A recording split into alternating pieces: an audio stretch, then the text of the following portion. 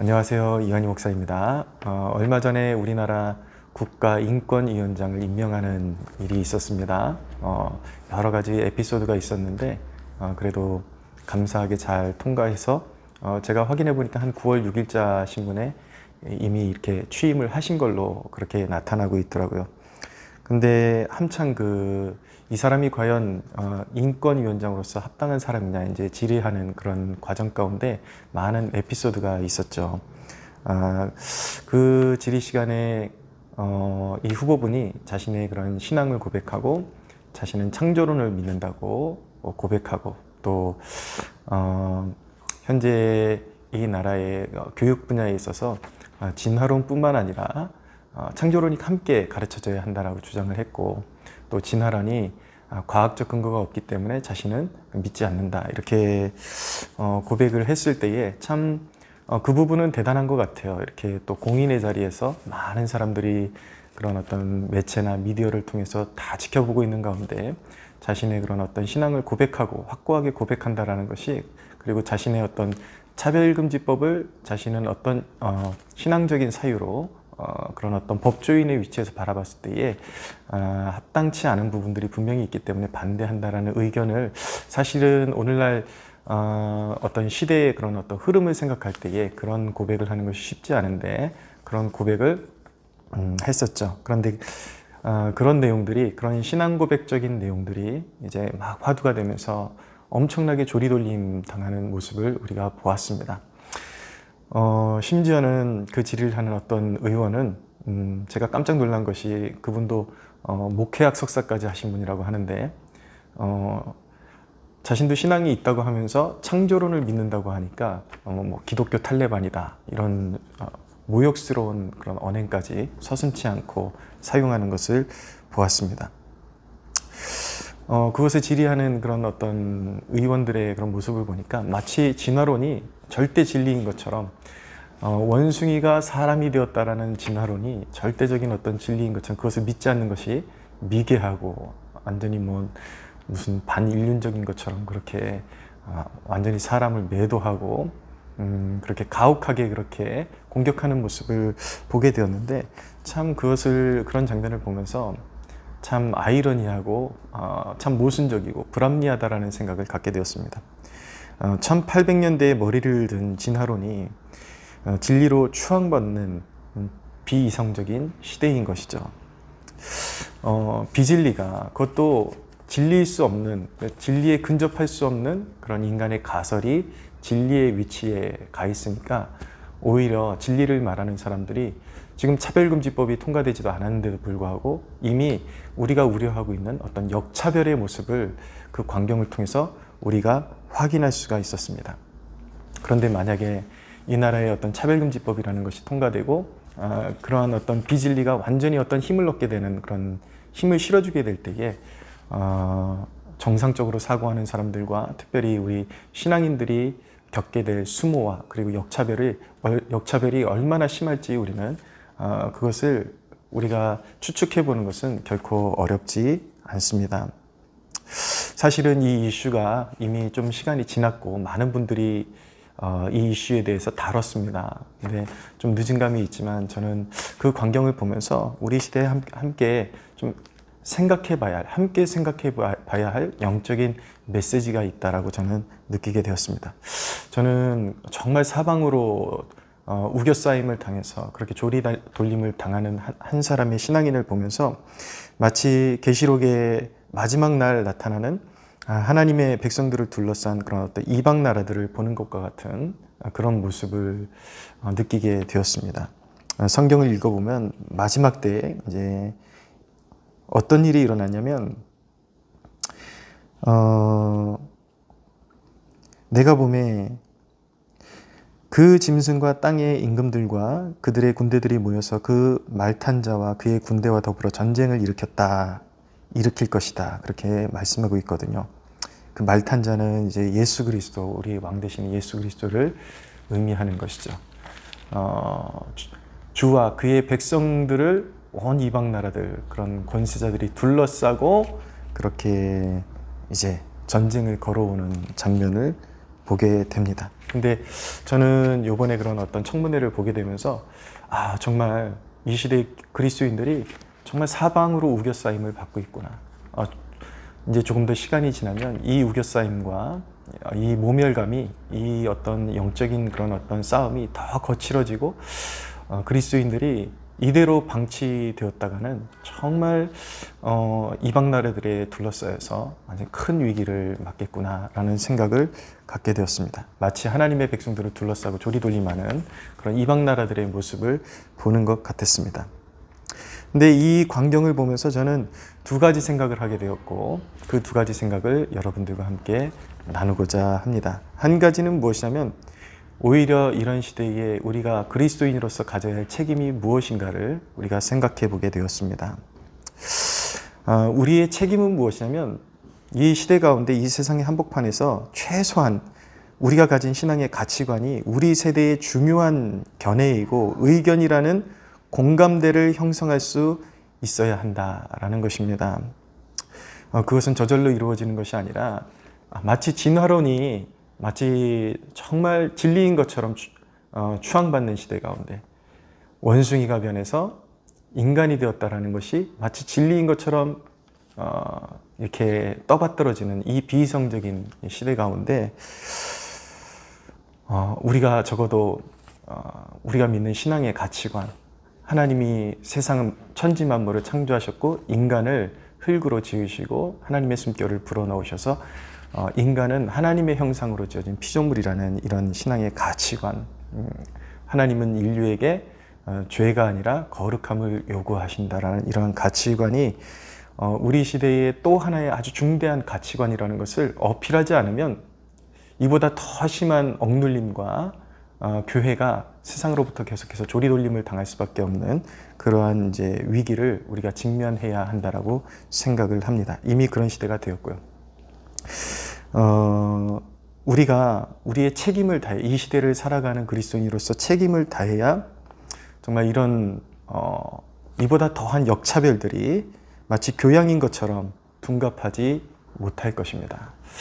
그래서 이 시대에 정말 어떤 우리가 차별금지법이라는 것이 통과되지 못하게 교회마다 깨어서 기도해야 될 필요성도 느끼지만 최근에 느끼는 것은 이 시대에 이 시대를 살아가는 이 국가에 존재하는 수많은 시민들 가운데 상당한 비율이 기독교인이라는 것을 가시적으로 이렇게 시위하는 그런 모습도 보여줄 필요가 있다라는 생각을 갖게 되었습니다. 그래서 최근에 소식을 들으면 이제 부산의 세계로교회 손현보 목사님, 여러분들도 아시겠지만 코로나 시절에 예배를 끝까지 사수하기 위해서 이렇게 좀 훌륭하게 앞장서셨던 분이죠.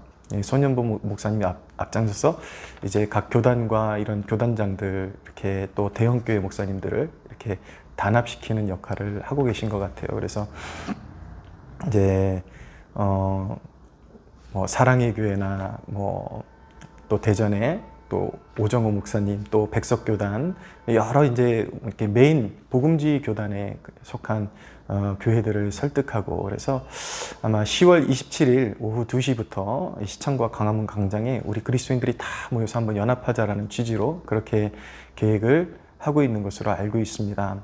물론 그 가운데는 우리에게 별로 탐탁지 않은, 건강하지 않은 어떤 신앙의 그런 어떤 집단들 또 같이 참여할 수 있을 것 같아요. 그러나 이번 일은 우리가 거기에 포커스를 맞추기보다 보다 더 건강하고 또 우리 교회를 대표할 만한 그런 교회, 그 목회자들이 지금이 얼마나 위중한 시기이면 발벗고 나서서 그렇게 하나가 되기로 결단했을까, 그 부분을 좀 헤아려 보고 좀 이렇게 탐탁지 않은 부류들은 이렇게 좀 이렇게 피해가면서라도 이렇게 함께 모이는 시간을 갖는 것이 너무나도 중요한 시즌이 아닌가라는 생각을 갖게 됩니다. 그래서 정말 이 나라의 그런 중심에서 기독교인들이 살아있고 또 하나님을 경외하는 백성들이 이 나라의 아주 중요한 그런 어떤 구성원을 차지하고 있다는 것을 분명히 보여줄 필요가 있습니다. 그래야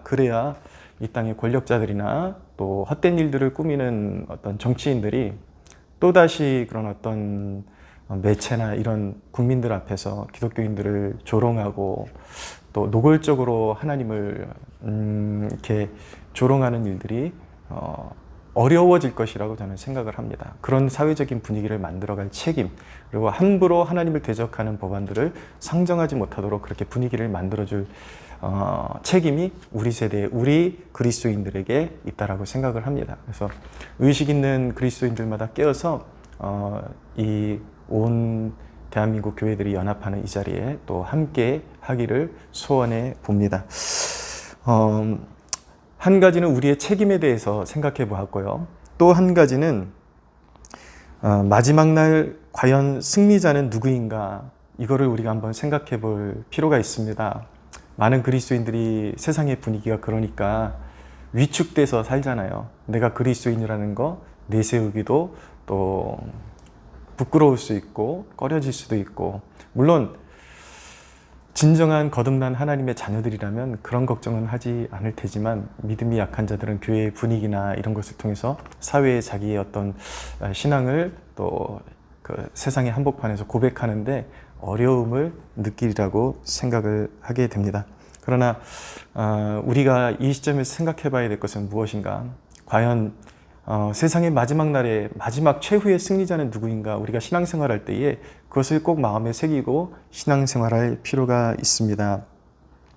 주님은 반드시 이방 나라들을 멸하시고 반드시 그 배후의 역사는 어둠의 세력들을 멸하시고 완전히 이제 영원한 심판으로 밀어 넣으실 것입니다. 그래서 마지막 시대의 모습을 계시록에 보면 이렇게 말씀하고 있는데, 그들이 지면에 널리 퍼져 성도들의 진과 사랑하시는 성을 두르매 하늘에서 불이 내려와 그들을 태워버리고 또 그들을 미혹하는 마귀가 불과 유황못에 던져지니 거기는 그 짐승과 거짓 선지자도 있어 세세토록 밤낮 괴로움을 받으리라. 여러분, 인류의 역사는 이미 정해져 있습니다. 하나님이 정하신 정방향으로 역사는 흐르게 되어 있습니다.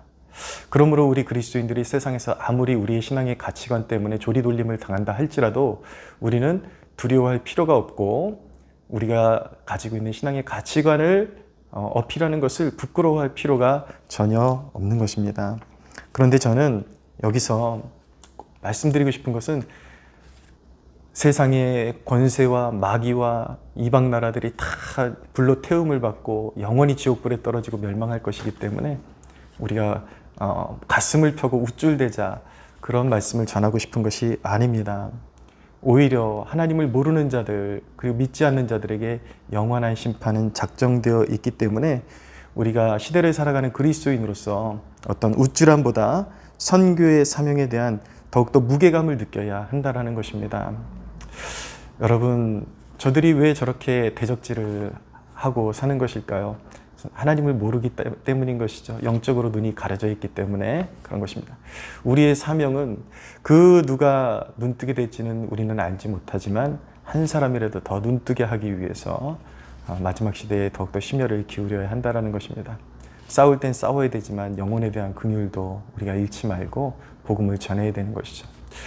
이 땅 가운데 하나님의 영광을 지켜내는 그 방법은 그렇게 광화문에 모여서 우리가 어떤 대회를 통해서 여기에 그리스도인들이 살아있다는 것을 가시적으로 보여주고, 또 하나님 앞에 우리가 예배하는 것도 중요하지만 앞으로 사회 곳곳에 정말 그런 믿음의 신앙의 그런 절대적인 가치관을 가진 하나님의 사람들이 배출되어서 사회 곳곳에서 영향을 발휘한다면 끊임없이 어둠의 세력이 권력자들을 통해서 그런 법안들을 상정하고 올리려고 할 때 분명히 막아설 그런 하나님의 사람들이 일어날 것입니다.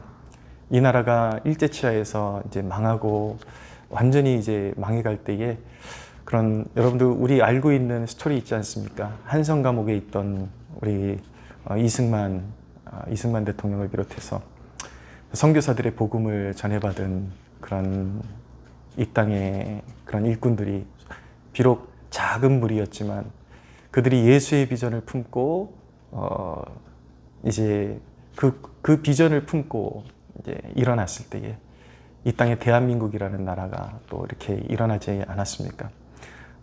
사실은 그 모든 것이 전도의 사명을 통해서, 선교의 사명을 통해서, 그것을 우리가 잘 감당하면 과연 이 나라에 미래가 있을까, 내일이 있을까 염려가 되지만, 그 깨어있는 한 사람, 하나님께서 은혜를 부으신 그 적은 무리들을 통해서도 한 민족을 다시 세울 수 있고 성령으로 도우시고 일으키실 수 있다는 것을 우리는 한순간도 잊지 말아야 합니다. 그래서 교회 시대가 어두워질수록 전도에 미련한 것으로 영혼들을 구원하기를 기뻐하시는 하나님의 뜻을 받들어 선교의 사명, 전도의 사명 받드는 것이 가장 중요한 일이라고 믿어집니다.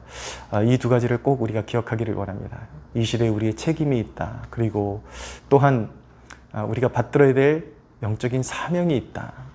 바로 복음 전파의 사명. 이 두 가지를 가슴에 꼭 새길 수 있는 저와 여러분들 되기를 주님의 이름으로 축복합니다.